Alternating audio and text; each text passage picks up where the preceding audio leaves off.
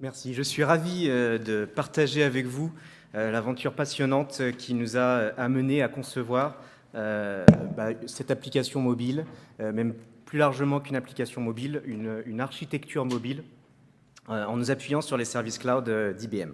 J'essaie de ne pas faire tomber ça. Voilà.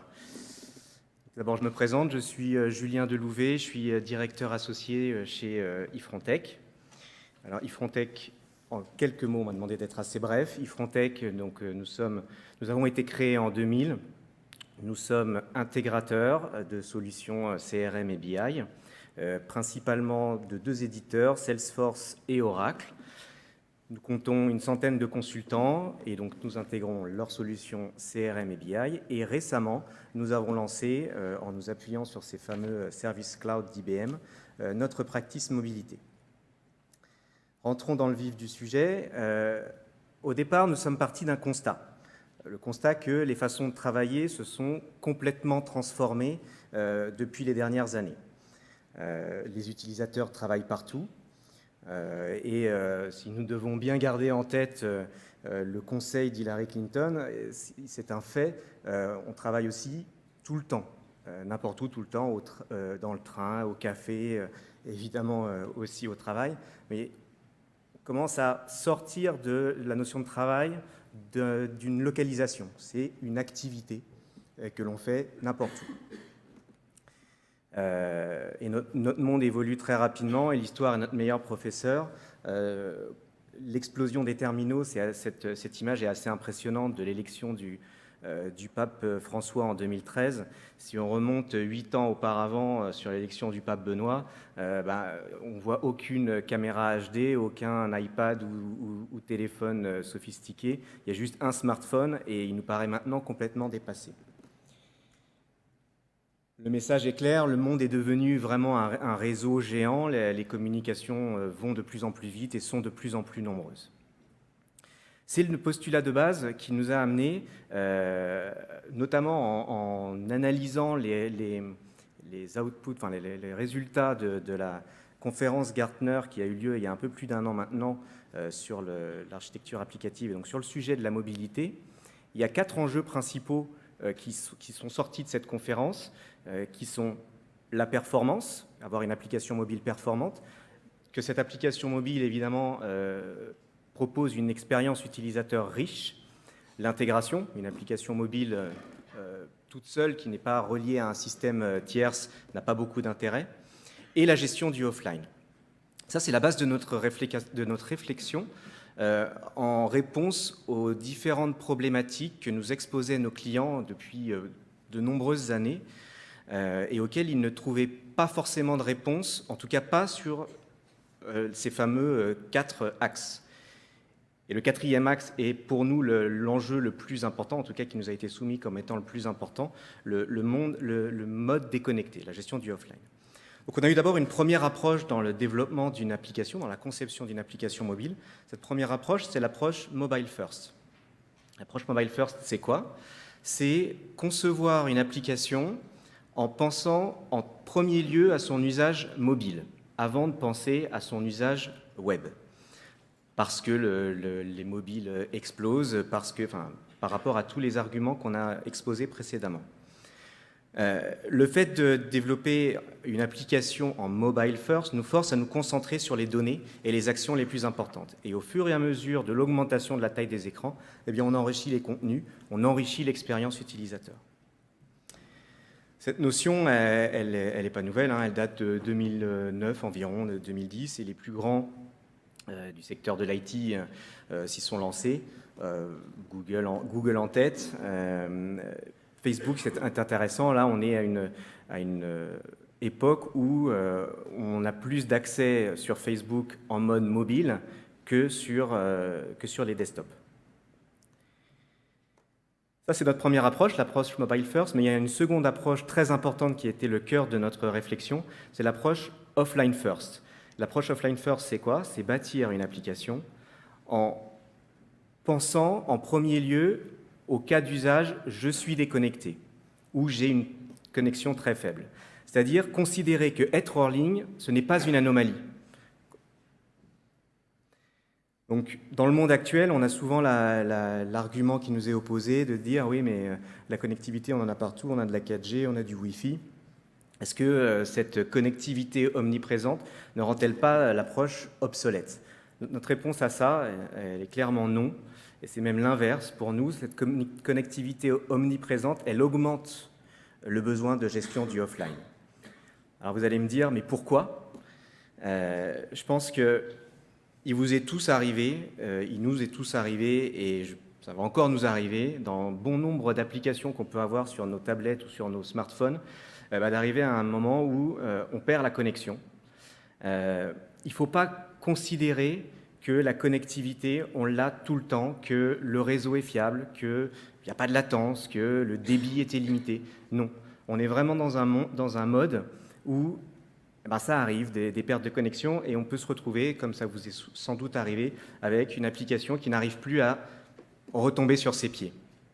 Donc pour nous, on considère vraiment qu'en réalité, les utilisateurs, ils veulent une application qui fonctionne tout le temps, peu importe l'endroit, peu importe les conditions, le moment. Ils veulent une application qui fonctionne, c'est-à-dire exactement comme quand on utilise son application de mail ou son application de calendrier. Ça doit fonctionner, même si je suis dans un avion à 10 km d'altitude. C'est vraiment l'approche offline first qui, pour nous, est le seul moyen de parvenir à cette expérience utilisateur optimale. Pourquoi? Évidemment parce qu'elle est rapide. L'approche offline first, ça veut dire quoi? Ça veut dire que toutes les données sont accédées localement. On a une base locale sur les terminaux. Et évidemment, ça évite toutes les connexions réseau qui sont les principales causes de dégradation de performance. Par définition, ça permet aussi un accès hors ligne, c'est le principe, ou en mode ou avec une connectivité, une connexion dégradée. Et il y a un autre cas d'usage qui est intéressant. Cette approche offline first, elle permet aussi d'économiser de la batterie et d'économiser de la bande passante. Donc, nous, notre vision, quand on est parti sur la conception de cette application mobile, c'était vraiment de se dire, en situation de mobilité, l'utilisateur ne doit pas avoir à se soucier de l'état de sa connexion.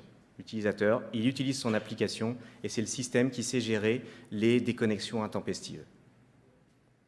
Donc pour ça, on a bâti ce que je pense être plus qu'une application. On a construit un moteur de synchronisation en s'appuyant sur les services cloud d'IBM, sur ce fameux big data.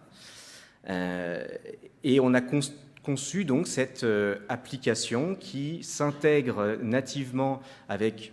Alors nous, notre cœur de métier initial, c'est le CRM, donc on s'est intégré avec les CRM, mais elle est capable de s'intégrer avec en fait un peu n'importe quel back-end, et surtout qui offre cette gestion native et performante du mode déconnecté. Voilà à quoi ça ressemble. Le secret de fabrication, c'est que c'est les services cloud d'IBM que l'on utilise pour gérer toute la complexité qui peut exister dans la synchronisation de plusieurs terminaux avec un système tierce. Donc, la valeur ajoutée que Ifrontech apporte principalement, hormis le fait de concevoir l'architecture, c'est dans le développement des différents connecteurs avec les différents systèmes tierces que peuvent être Oracle, Siebel ou Cloud, tout l'univers Salesforce, Microsoft ou autres. On a donc conçu cette application qui est disponible sur tous les terminaux, tablettes et téléphones et tout OS. Ce que je vous propose rapidement, c'est de vous faire une démonstration. Voilà, donc nous apercevons à l'écran deux terminaux, le téléphone et la tablette. J'ouvre l'application sur les deux terminaux. On voit que l'application, c'est la même application, elle est responsive, donc l'interface est différente selon les deux terminaux. Elle est très performante, c'est une application native qui utilise l'ensemble des fonctionnalités du téléphone et on a une fluidité dans la navigation très importante. Voilà, je vais sur la liste des comptes. À partir de cette liste de comptes sur l'iPad, je peux accéder à la fiche du compte de la même façon sur le téléphone.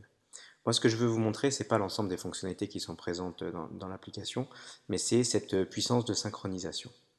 Donc pour cela, je vais ajouter un contact à partir du téléphone. Voilà, donc choisissons Lisa Lewis. Et regardez bien immédiatement sur l'iPad, on voit le contact qui s'est synchronisé.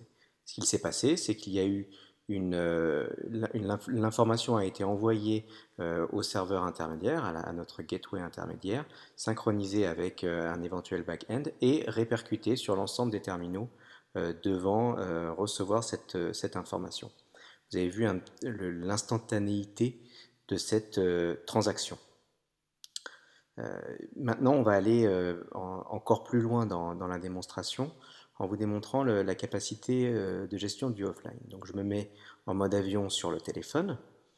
Voilà, je suis complètement déconnecté sur mon téléphone et de la même façon, je vais faire une modification. Donc sur l'adresse email, mettons que l'adresse email ce soit pas .com mais .fr. Voilà.